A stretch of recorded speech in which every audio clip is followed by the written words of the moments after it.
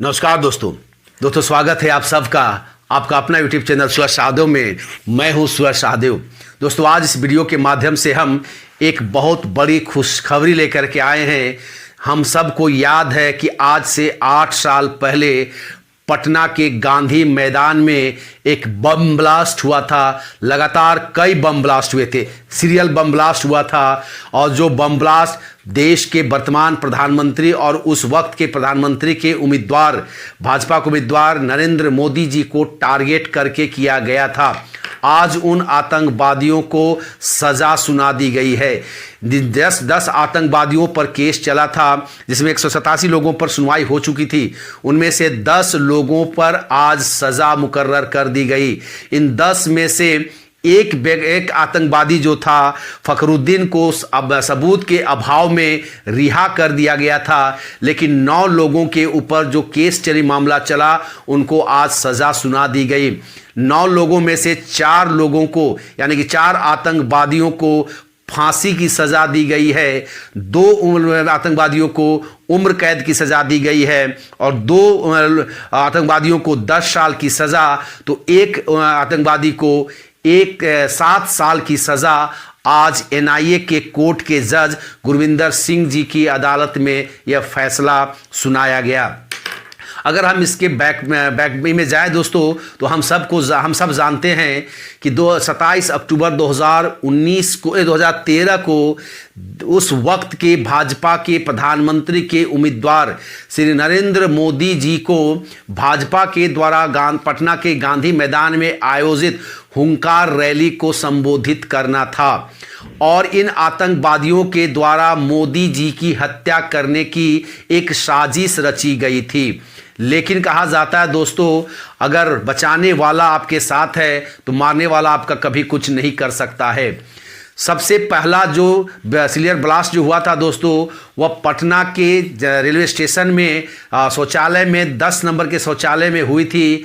9:30 में जब एक आतंकवादी अपने ऊपर बम बांध रहा था और अपने आप को मानव बम बना रहा था।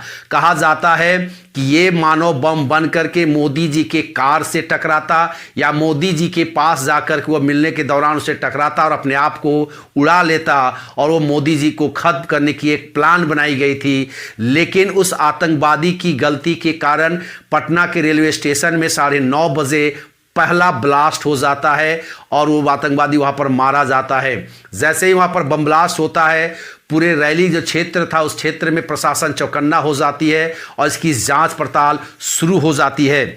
उसके बाद दूसरा ब्लास्ट उसके 1.5 घंटे के बाद होती है। 11:40 में गांधी मैदान के बाहर उद्योग भवन के पास दूसरा ब्लास्ट होता है दोस्तों। फिर तीसरा ब्लास्ट 12:05 में, यानी कि 15 मिनट के बाद गांधी मैदान के बाहर रीजेंट सिनेमा के सामने होता है। चौथा ब्लास्ट दोस्तों 12:15 में, यानी कि 10 मिनट के बाद गांधी मैदान की दक्षिणी हिस्से में एक ट्विन टावर है, उस ट्विन टावर के सामने होता है। उसके बाद 5वां ब्लास्ट जो होता है 12:20 में, यानी कि उसके 5 मिनट, चौथा ब्लास्ट के 5 मिनट के बाद होता है, वो गांधी मैदान के पश्चिमी हिस्से के पास होता है। और 7वां ब्लास्ट जो होता है दोस्तों, वह होता है 12:45 में गांधी मैदान के बाहर चिल्ड्रन पार्क के सामने। लेकिन यह रैली को मोदी जी रद्द नहीं करते हैं। इतने लगातार 6-7 बम ब्लास्ट हो जाने के बावजूद भी इस ब्लास्ट में 6 लोग मारे जाते हैं, 80 लोग घायल हो गए।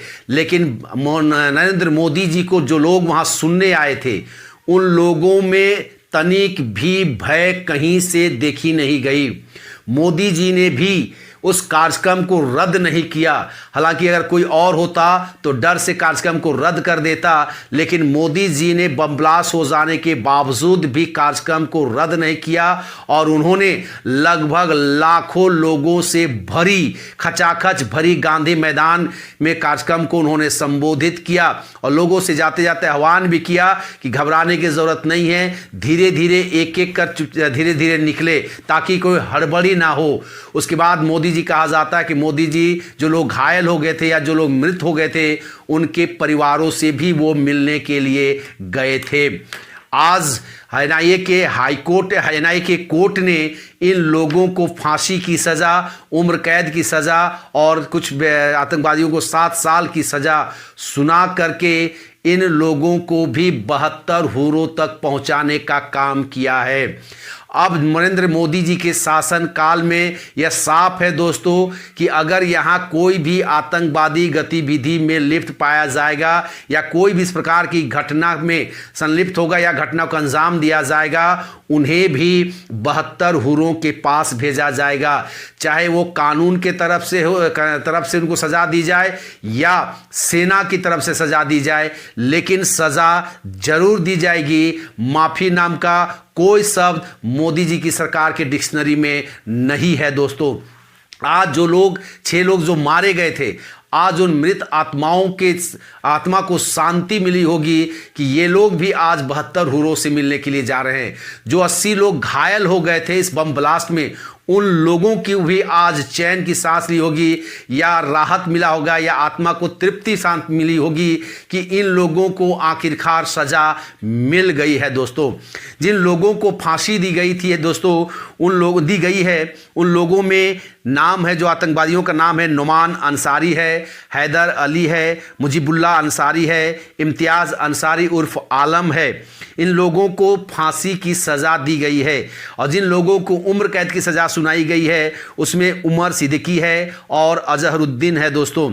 वहीं पर अगर 10 साल की सज़ा जिन लोगों को सुनाई गई है उन्हें है अहमद हुसैन है और इफ्तिकार आलम है। उसमें से 7 साल की जो सज़ा सुनाई गई है वह है फिरोज़ आलम है दोस्तों। एनआईए के पीपी ललित प्रसाद सिन्हा जी ने इन लोगों के लिए भी फांसी की मांग की गई थी, लेकिन 9 लोगों में से 4 को फांसी, 2 को उम्र कैद, 2 को 10 साल की सज़ा और 1 को 7 साल की सज़ा सुनाई गई है दोस्तों। दुख तो सबसे बड़ी बात यह है दोस्तों कि ये जो 9 आतंकवादी को आज सज़ा सुनाई गई है, इनमें से 6 आतंकवादी झारखंड और विशेषकर रांची के रहने वाले हैं। कोई आतंकवादी जो हमारे पड़ोसी गांव है सिठियो, वहाँ से रहने वाले हैं, कुछ डुरंडा के हैं, ये तो एक आपके रांची के हैं, तो एक चकला के आतंकवादी इसमें शामिल था। इन लोगों ने इस घटनाक्रम में या इस तरह के आतंकवादी गतिविधियों में शामिल होकर न सिर्फ झारखंड की बदनामी की है, बल्कि अपने परिवार के साथ साथ झारखंड में रह रहे उन तमाम मुस्लिमों को भी बदनाम करने की कोशिश की है। इन लोगों पर दाग लगाने की कोशिश किया है। जो यहाँ के जो अमन पसंद मुस्लिम हैं, जो यहाँ पर अमन के साथ रहते हैं, भाईचारगी के साथ रहते हैं, उन लोगों को भी इन लोगों ने बदनाम किया था और झारखंड के मुसलमानों पर भी शक की निगाह से सारे लोग देख रहे थे।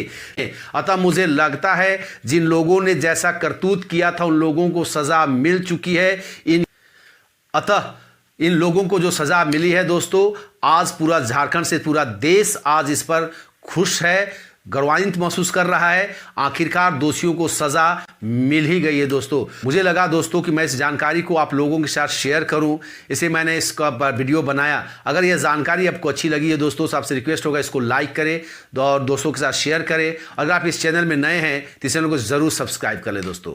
तब तक दोस्तों नमस्कार, जय हिंद।